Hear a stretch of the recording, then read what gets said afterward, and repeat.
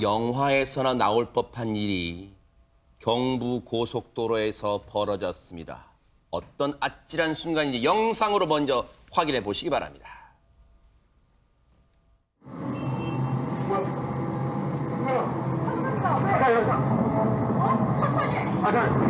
미성대야, 미성대야. 이거 켰어. 어? 켰어. 근데 왜 안 돼? 그러면 안 돼. 안 돼, 지금.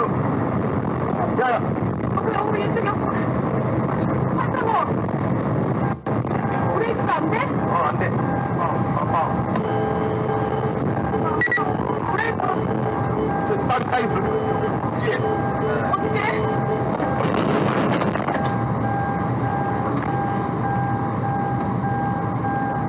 브레이크 안 되면 어떻게 해? 어디? 부딪혀 그냥 여기에. 우리 안전벨트.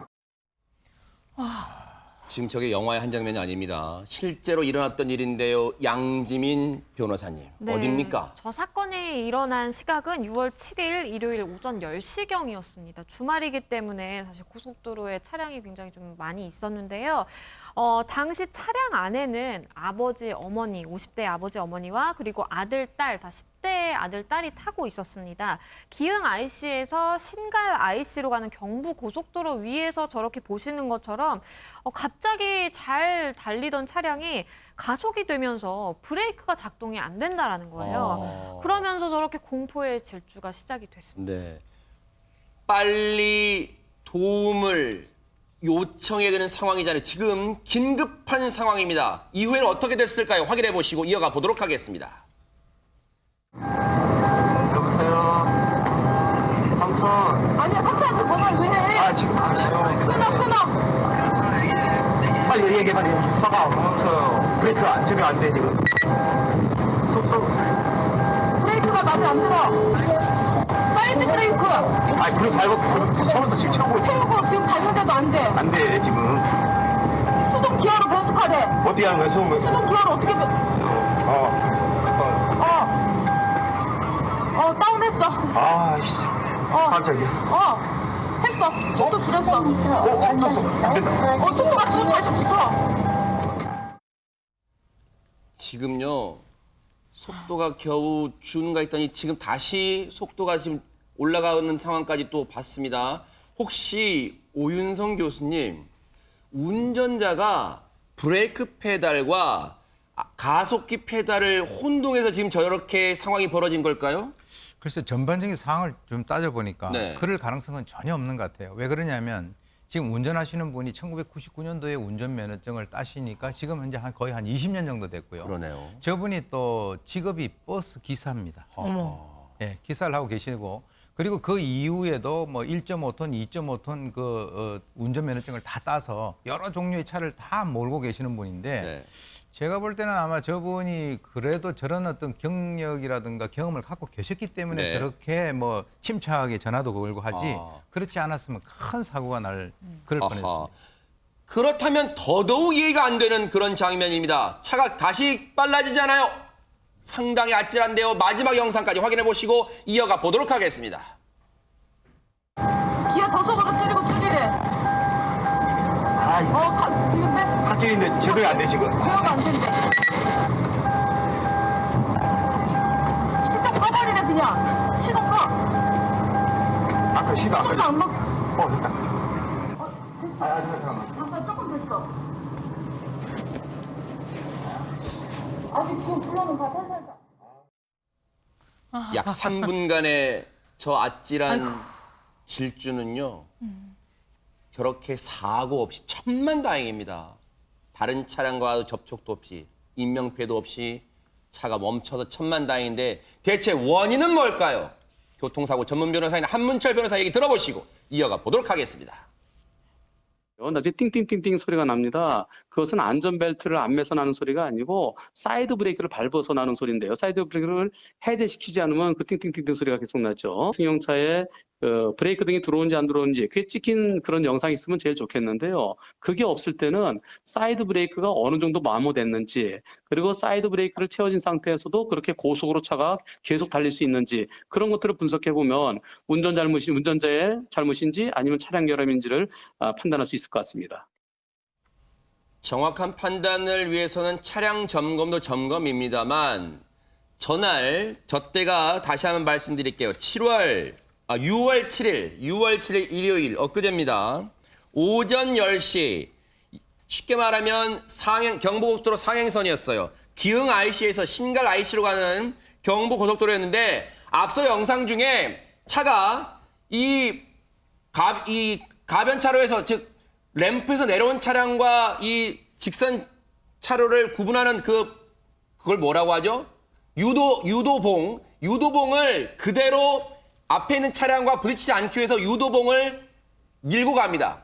그때 영상에 보면 뒤에 따라오는 차량이 있었어요. 그러니까 주변 분들이 저 상황을 보신 분들은요 제보를 해주셔야 되는 게 저 때 당시에 박성배 변호사님 만약에 차량 겸이 아니라 이 운전자의 말처럼 브레이크 등을 계속 밟았다면 차 뒤에 등이 분명히 들어왔을 거 아닙니까? 브레이크를 밟았으면 당연히 차 뒤쪽 후미등의 브레이크 등이 밝게 펴졌을 것이고 그렇다면 브레이크 장치를 충분히 작동했음에도 불구하고 차량이 오히려 가속했다는 걸 입증해 낼 수가 있겠죠.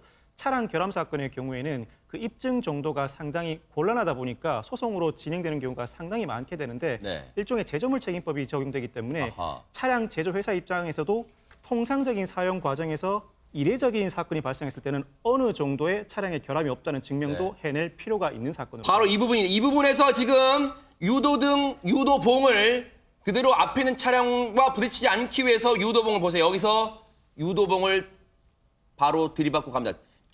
이 블랙박스 차량, 사고 차량 뒤에는 다른 차량들이 따라오고 있는 게 후방 블랙박스에는 다 찍혀 있습니다. 그분들의 지금 도움이 상당히 결정적인 제보가 될 것 같다 이런 생각도 해보는데 지금요 이 영상을 보면서 당시 해당 센터와 대화를 했던 삼촌도 아까 통화했었죠 아드님이 그 삼촌의 얘기도 한번 들어보시고 이어가 보도록 하겠습니다. 그래서 블랙박스 영상을 한번 확보해 와봐라. 그러면 자기네들이 혼자가 네. 가속이 막 되고 있는데 이 상태에서도 브레이크를 3분 동안 밟았다. 그러면 브레이크 등이 들어와 있었을 건데 그럼 그 브레이크 등이 들어왔다는 영상을 확보해 와라. 아, 그래서 뒷차 블랙박스를 요구한 거군요. 그렇죠. 그런데 해법은 될 수 있지만 이게 보기에 따라서는 하재근 평론가님 네. 운전자가 그 영상 증거를 확보해 오세요. 이렇게 좀 들리기도 해요. 결국 그 얘기죠. 그러니까 해당 차량 수리센터에 차를 가지고 가서 차량 결함에 대해서 이야기를 했더니 당신이 이 차에 브레이크를 밟았는데도 차가 서지 않았다는 걸 증명해라. 그걸 어떻게 증명하느냐. 뒤에 따라오고 있던 다른 차 블랙박스 영상을 구해와라. 브레이크 등이 들어왔는지 안 들어왔는지. 그걸 개인이 어떻게 구합니까? 그리고 이게 그 자동차 안에서 가족 간의 대화 내용을 보면 그리고 저 운전자가 직업이 운전이잖아요.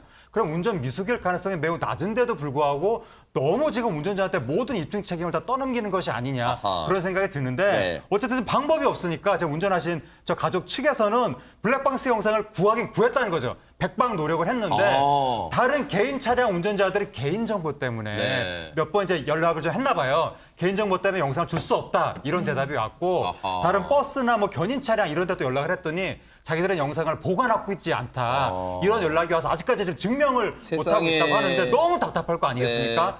이 뉴스를 보시는 분들이 혹시 저 차량 뒤에 전날 저기서 운전하신 분이 있다면 좀 연락을 하셔가지고 블랙박스 영상을 제공해 주시면 좋겠습니다. 그런데 지금 저 영상 구하는 것도 일단 과제입니다만 저 영상 보면서 드는 생각이 가족들의 운전자 포함해서 가족들의 대응이 일단 정말 침착했습니다. 가족이 침착하고 화목한 가족이. 그래요, 맞아요. 왜냐면 어떤 상황이 됐을 때 분노가 나오고 운전 똑바로 하라 그러고 뭐 저랑 왜 저랬어 막 시끌시끌했을 텐데 저는 그 운전하신 분도 그렇고 삼촌한테 연결하는 아들의 목소리가 그러니까요. 삼촌 저 상황에서 그렇게 침착한 목소리를 낼 네. 수가 있을까? 왜냐하면 운전하는 가족이나 전화를 받는 분도 이쪽이 너무 당혹해하면 제대로 된 답변을 못 줄 그렇죠. 수가 많거든요. 네. 이 가족의 침착함 덕분에 어떻게 보면 굉장히 대형 사고로 이렇게 번질 수 있었을 텐데 네. 이 사건 마무리돼서 좀 다행이라고 생각을 하고요. 네. 이렇게 또 삼촌도 침착해 아주 삼촌까지 가족 화목상 있어 한번 주고 싶네요. 그러니까요. 네. 6월 7일 일요일 오전 10시쯤이었습니다. 다시 한번 장소를 알려드릴게요. 기흥 IC에서 신갈 IC로 가는 경부고속도로 상이었어요. 거리는 꽤 됩니다. 3분 동안 저런 속도로 달리는 구간이었으니까 저 차량을 목격하신 분들은요. 정말로 도움을 주시는 그런 선한 마음으로 꼭 뉴스파이터 팀에 연락과 제보를 해주시면 저희가 또 저분들께 연락을 드려서 정말로 이 일이 잘 해결되기를 좀 도움을 줬으면 하는 그런 간절한 바람입니다. 여러분의 제보를 기다리고 있겠습니다.